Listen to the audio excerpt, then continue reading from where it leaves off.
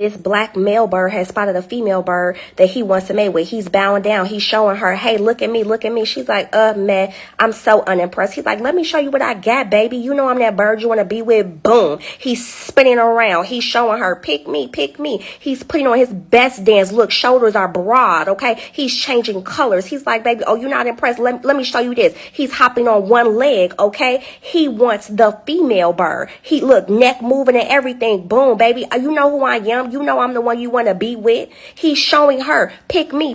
And there you have it. If a bird in the wild knows that the male should be chasing the female, why are we out here with these sassy men sitting in their feminine energy asking us what we bring to the table and trying to go 50-50, okay? A wild bird knows better. I notice in so many of these scenarios where women need to prove a point in regard to how men should or should not act, they always like to defer to nature. It's like if a bird did it, a bee did it, a man should be doing it. That beautiful bird of paradise, dancing and performing for the female bird. It's lovely. But what if that bird, after it did its courtship dance, and the female finally agreed, what if she became warlike toward him, or behaved like a male bird, or let's say an aggressive bird? She wanted to fight him. She starts chirping at him. Would this also be natural? Do you think the males are not going to catch on to that and start speaking with the other males? What is going on with the females? They're not behaving in accordance with nature. Now, if birds were going to start behaving like modern day females, they would not be playing their role. And what if this behavior became rampant amongst female birds? Now, over time, what do you think the male birds will do? Do you think they will continue to do the lovely little courtship dance? See, this is why women have to stop looking to nature to make points when everything that you're doing is not in accordance with nature. Now, the point I really wanted to pull out of this was that men aren't going to keep doing this forever, you know? And now the unfortunate thing is that there's always going to be simps. There's always going to be simps in the world, and it's nothing that, as a man, there's nothing we can do to change that. But there's most men who have common sense, and they could tell themselves, look, I'm not going to be a simp. I shouldn't have to do all this for a woman. I'm looking like a fool. I look like a clown trying to chase these women when they don't appreciate it at all. When you can spend less effort of trying to wow someone, it's trying to wow a woman, and then go somewhere else and find a different woman who's going to appreciate you. Men are going to stop. They're going to stop simping at some point. And, we don't know how long it's going to take before most men catch on, but it's like she said, men they're not going to keep doing this forever. Women haven't caught on to that message yet because for the most part, men haven't stopped simping.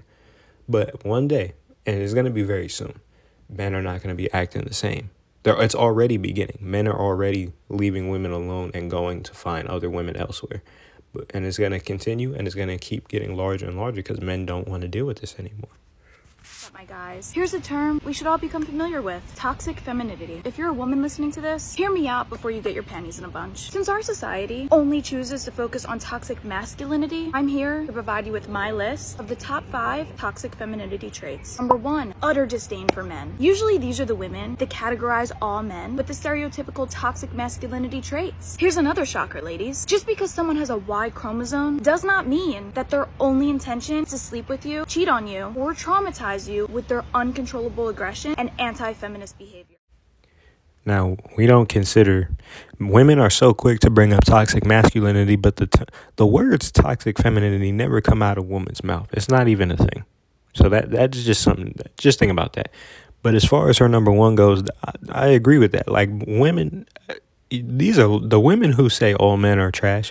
These are lonely women who have no good experience with men. They probably had plenty of bad experiences. In fact, they'll tell you the reason why they feel this way and why their statements are true is because of their bad experiences. That's just your bad experiences. You couldn't find the right man. You can't blame anybody else because you couldn't do it. But yeah, just because a man's a man doesn't mean that they're trying to do bad things to you. I'm so sick of women categorizing all men like that. It's crazy. Number 2, always trying to outman men. It's funny to me that the same women who want to be equal to men also pray for the downfall of men. Amazing how that works. Ladies, if you spend your entire life trying to prove to men that you can be better than them, you'll attract none of them and kickstart the extinction of the human race. This should be obvious, but most women just don't get it. Men don't want to date men.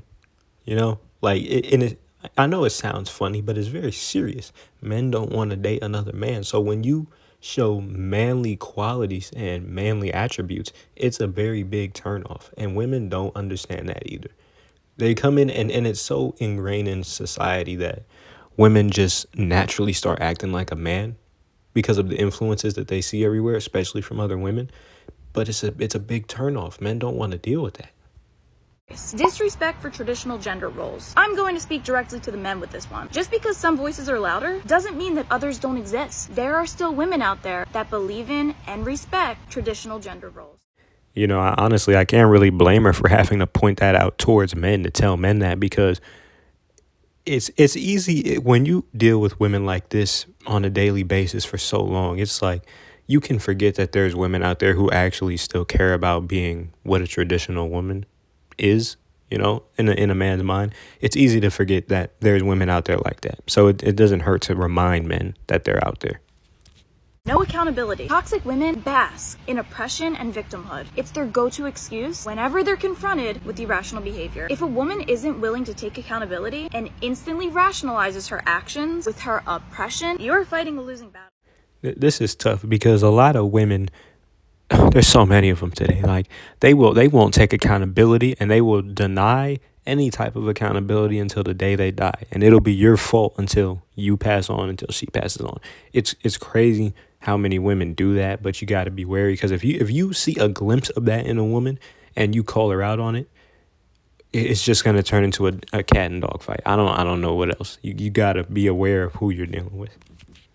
And lastly, inflated egos. These are the women that have literally no respect for themselves, but feel that because they're a woman, they deserve nothing less than a Wall Street billionaire with a purity ring who agrees with literally everything they say.